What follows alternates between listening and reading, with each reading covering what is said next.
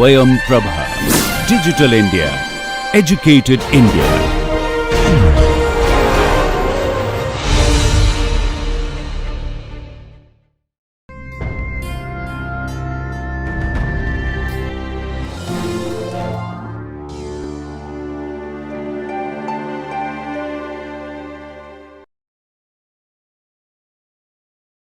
Now, there are 4 types of lattice defects.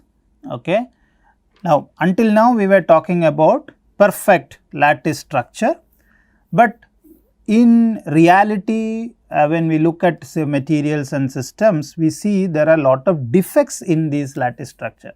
For example, if you have a FCC center, there may not be one of the atom at one of the face is probably missing from there. So, it is a point defect. So, there are different types of defects also present in the real materials. So, what are those defects? If it can be categorized into 4 types based on the simple dimension. One is point defect, where the defects are at individual points. Then another one is line defect, where the defects are along a line. It could be in different direction, but they are following some kind of one dimensional pattern. And then you have a surface defect, which is like a plane having some defects. So, it is a 2 dimensional. And then you have volume defect, which is 3 dimensional. So, the entire space in 3D space is having some defect. So, we will have individual discussion on each one of these in the remaining time. So, point defects by definition it happens in a crystal lattice where an atom is missing or an extra atom is present, or an atom of different size is replaced, or an atom of different size is replacing an existing atom. Okay. So, either completely missing or completely replaced or a new atom is present. So, these are all happening at a particular point within the material system or lattice structure. So, we call it point defect. Now, what about the line defect? These are imperfections in a crystal structure or lattice in which a line of atoms. So, this is the point, a line of atoms become mismatched with their surroundings. So, there is some non-uniformity in the way the atoms are arranged, but this non-uniformity is in shape of one dimensional. You can say one dimensional in nature or one line. It is not necessary that this line is straight line throughout the material, but when you look at a small range of distance, you can say it is in one dimension. Then another one, which is surface defect, it is basically looking at the area. So, that means you are talking about now one more dimension, 2 dimensional defects or areas of defect concentration in the interfacial zone between the crystals. So, this is essentially to do with the grains, etc. Anyway, when 2 crystals come close to each other, there could be some defect in that region where they kind of come close to each other, and so grain boundaries we call that.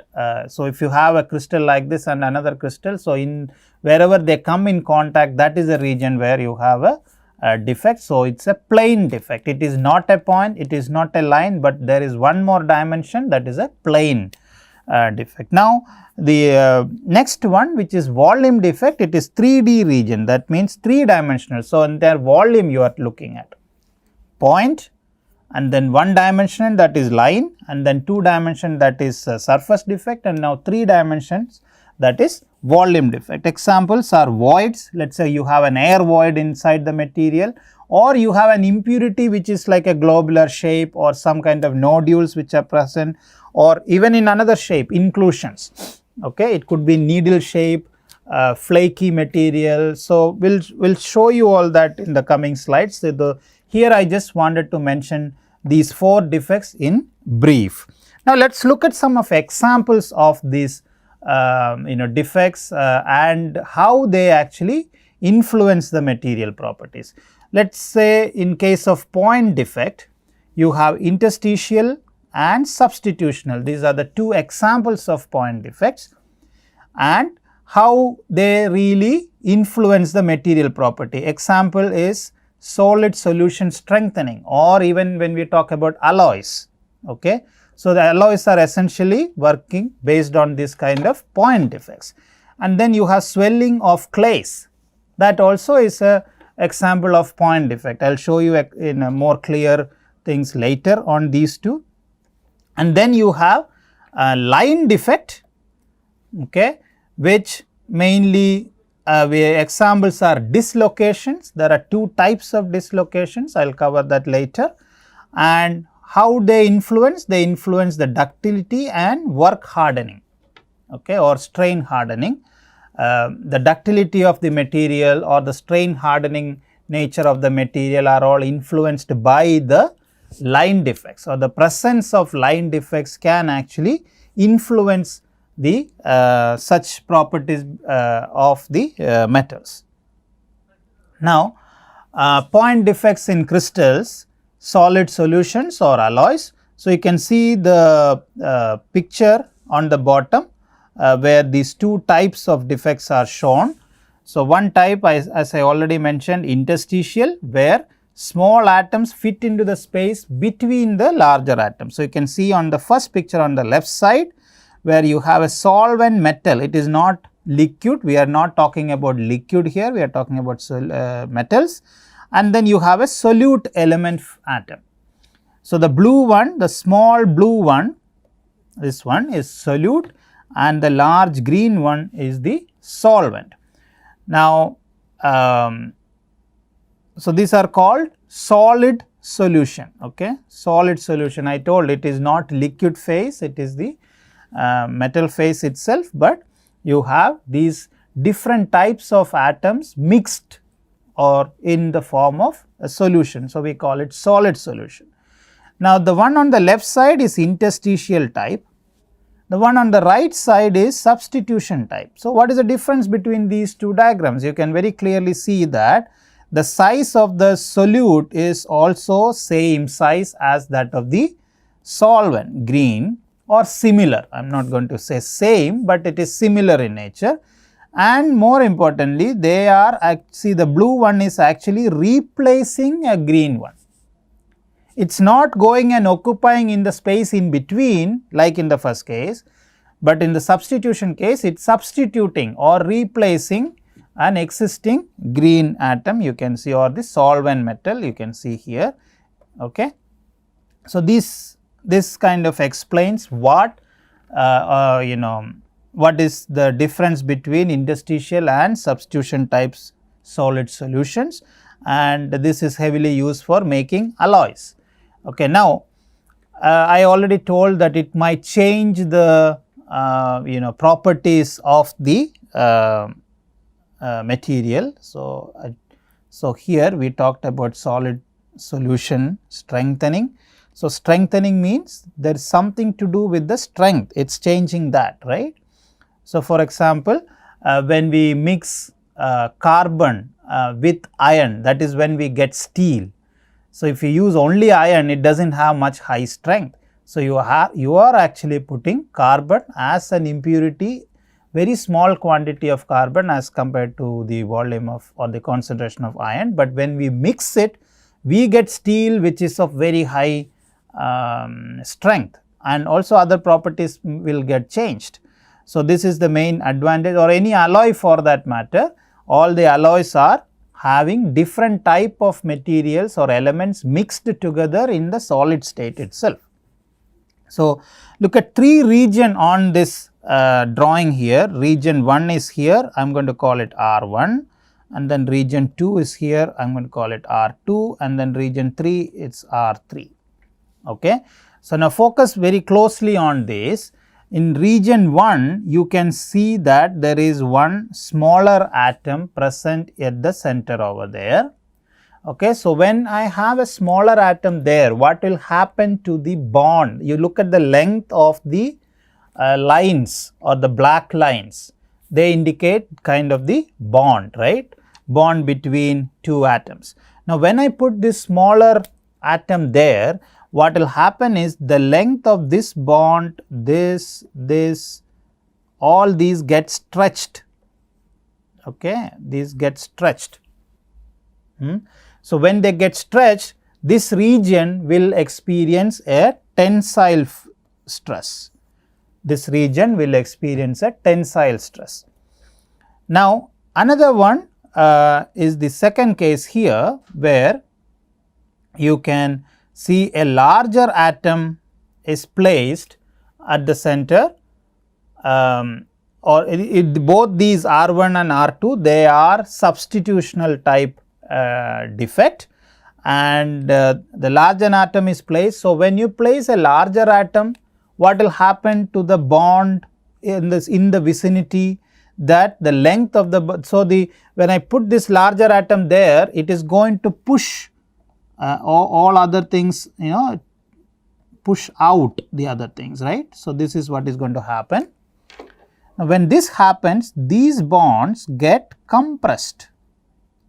Okay, this, all these get compressed as compared to the a little bit far away points or bonds. So, the material will experience a bit of compression.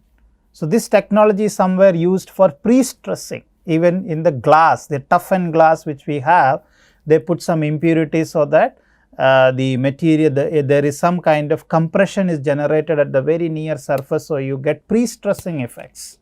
Okay.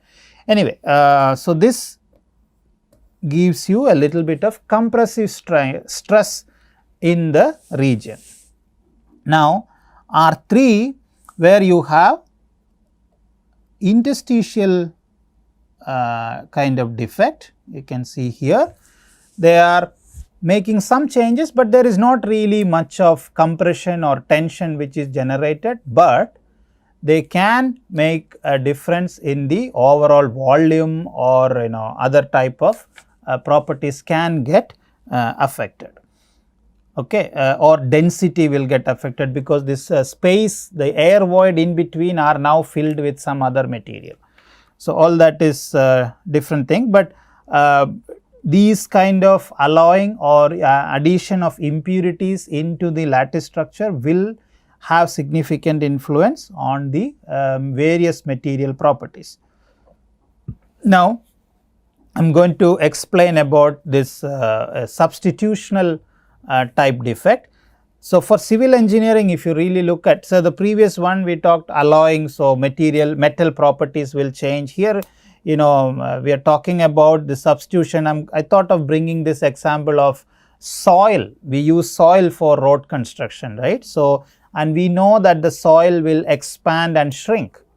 So, this is one good example to demonstrate the this substitution, what happens and how it influences the material properties.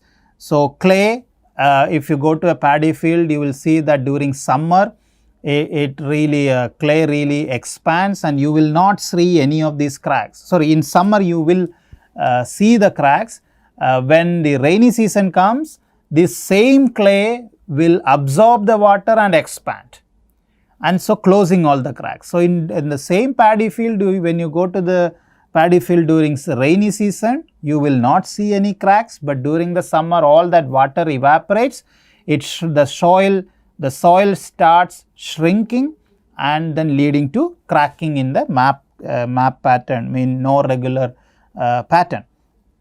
So, effect of this on structures, you can say that this on the road on the right side, you can see this kind of cracking forming, you see these cracks, all these cracks. So, that is because the soil below is expanding and pushing out the asphalt material which you see on the surface. So, there is some kind of expansion happening. So, if you are talking here, see this region, there may be some water logging, somehow water will get below the road surface, it will get absorbed by the soil below the road surface, and then once it has enough water, it expands and the tremendous pressure is applied onto the road, and you have the flexible pavement, it just cracks. Now, same thing you can see here, wavy nature, that is also because of the expansion. So, these kind of things you might have experienced, when you ride on road, next time you see whether there are bumpy roads or not. So, it might be something to do with the soil below the road. So, you can think about it, will be interesting to observe all this. I always say, as a civil engineer, you should keep your eyes open, because most of the things which we talk in class, you will be able to see and feel and experience that, and then try to avoid such failures. Now, buildings also can have this problem because of soil expansion. So, for example, here in this particular building, I mean, there are different types of reasons for these cracks. Could be settlement.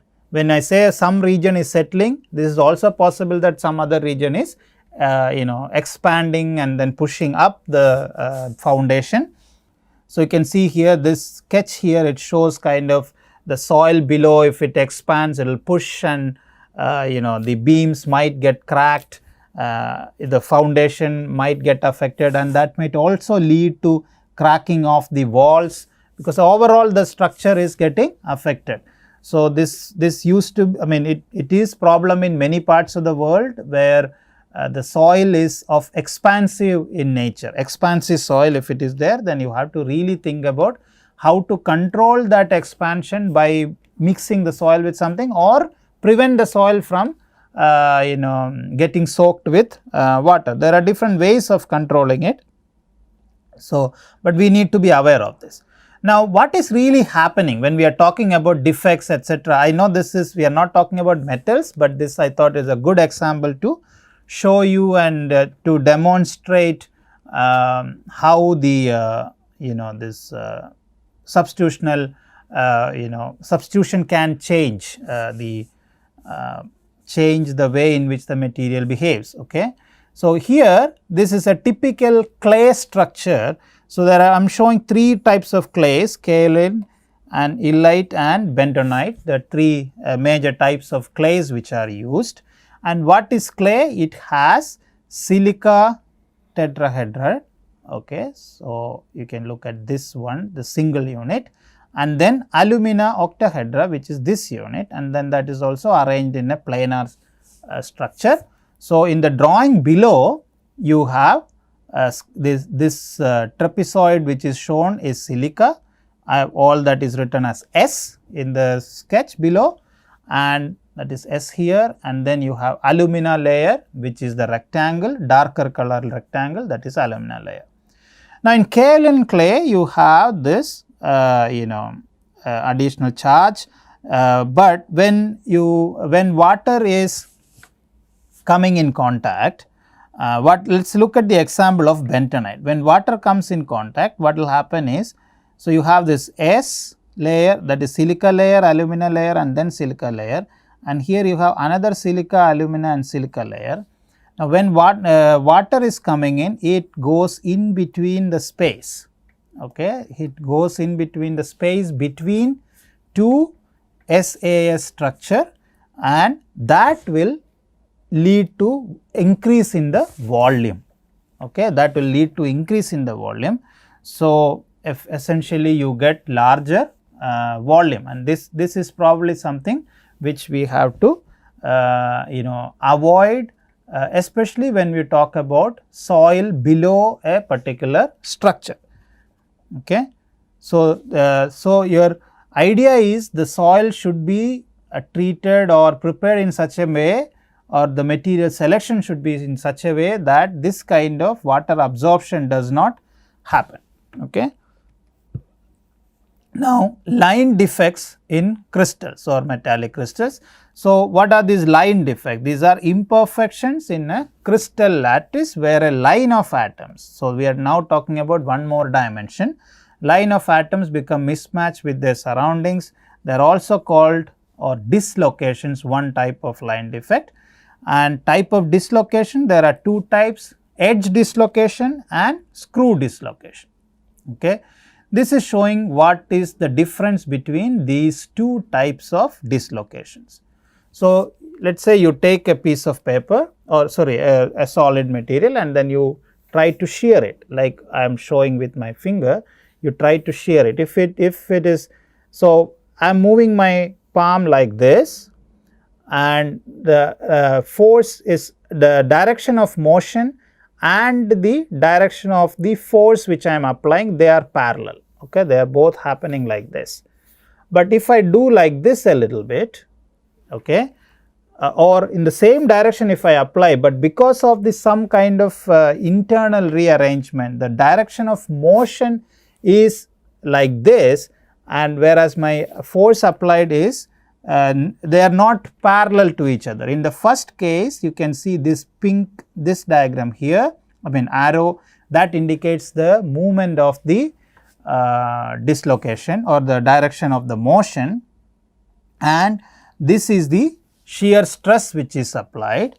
So, that indicates the edge dislocation, whereas in the second case you have the shear force which is applied there or shear stress, but the direction of motion is like this. It is kind of something like this rotation, not like this.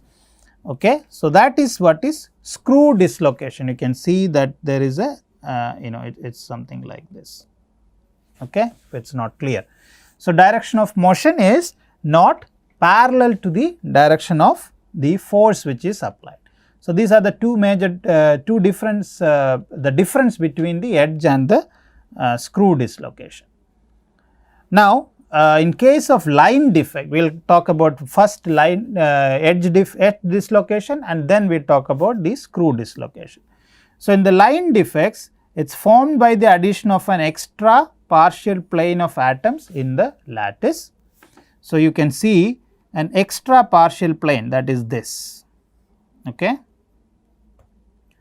This is the extra partial plane. So, you can count the number of planes in the top two rows. I can say 1, 2, 3, 4, 5, 6 and 7.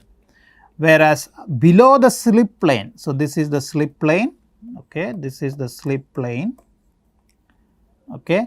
Below that you have only 6, 1, 2, 3, 4, 5 and 6, okay. So, one extra above the slip plane, one less below the slip plane.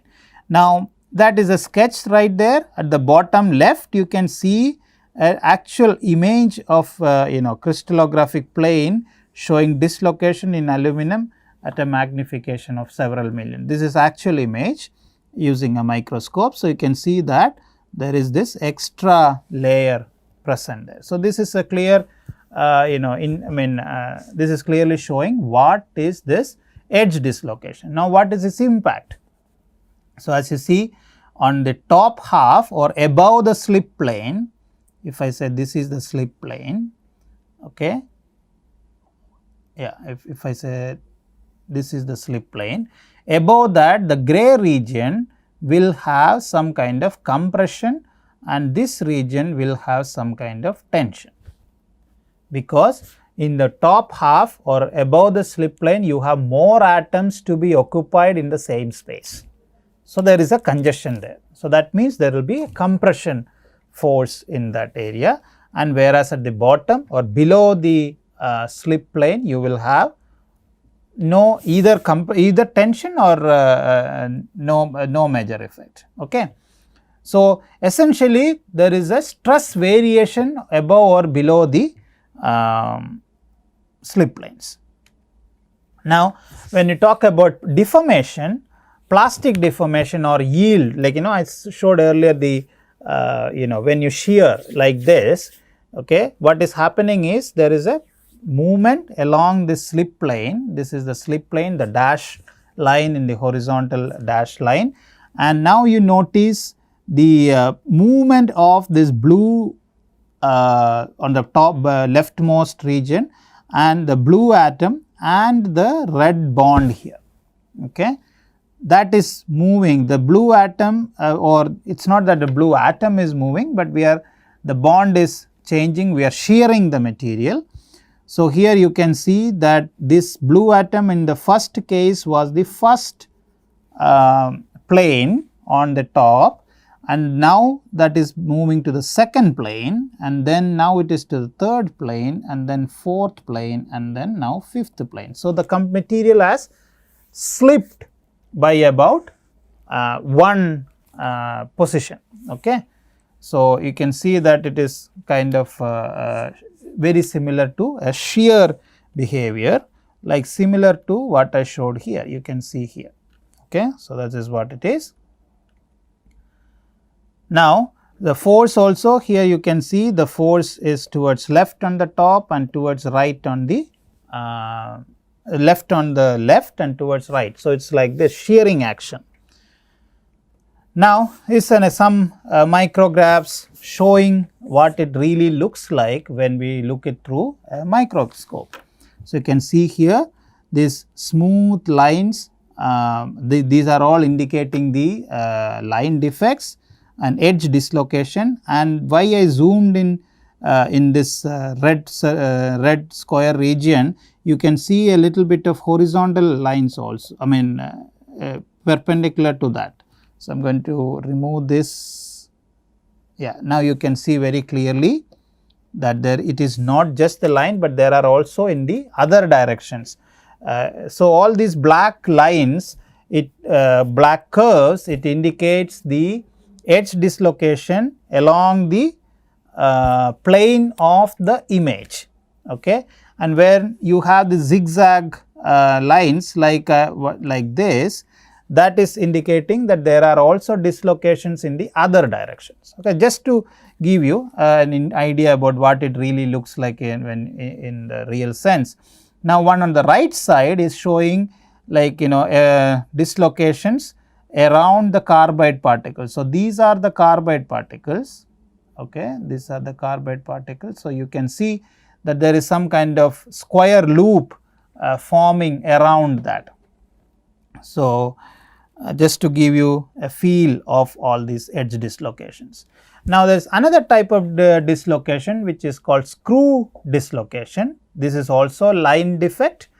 So, in the form of a spiral ramp of atoms. So, as you think about a screw, as you rotate the screw moves in the direction like this, whereas your rotation is happening in the direction like this, right.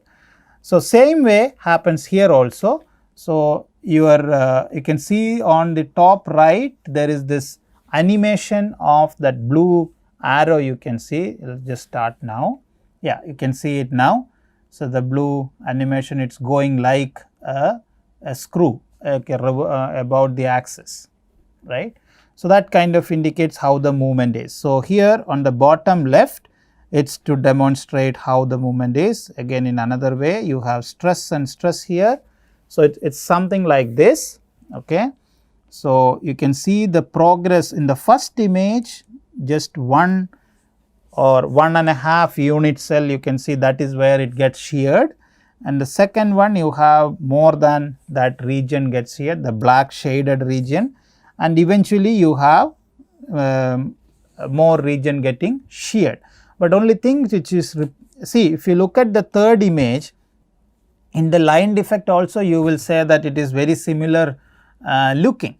Yes, but the point is the movement is happening in one direction and this shearing or the defect is in the opposite, not opposite but perpendicular direction, okay.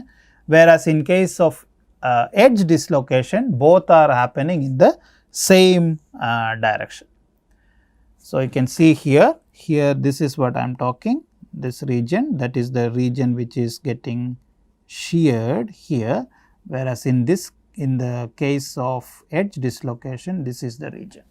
So, again to recap, this in case of edge dislocation, the force and the direction of motion are in the same direction, are same, whereas in case of screw dislocation, the force and the direction of motion are perpendicular to each other, okay. This also there are cases, and in reality most time this is what you will see, there are cases of mixed dislocation. So, when you take a material system, you might see both edge and screw dislocation. So, here you can see at this point B written here you have edge dislocation, and over here you have screw dislocation. So, you can see this portion is getting teared here and this portion gets slipping. So, this is notation for edge dislocation, like indicating the perpendicular sign, and then this is the rotation angle, okay. And to summarize, in today's lecture, we talked about how metals or the solidification process of the metals from molten stage to the solid stage, and then how the grain structures are formed, and what is the difference between what the possibility of difference between the grain structure at the near surface and inside. And then we talked about different type of lattice structure and some key parameters defining them, and then talked about point defects and line defects. So, we will end the lecture today here, and we will cover the remaining type of defects in the coming lecture. Thank you.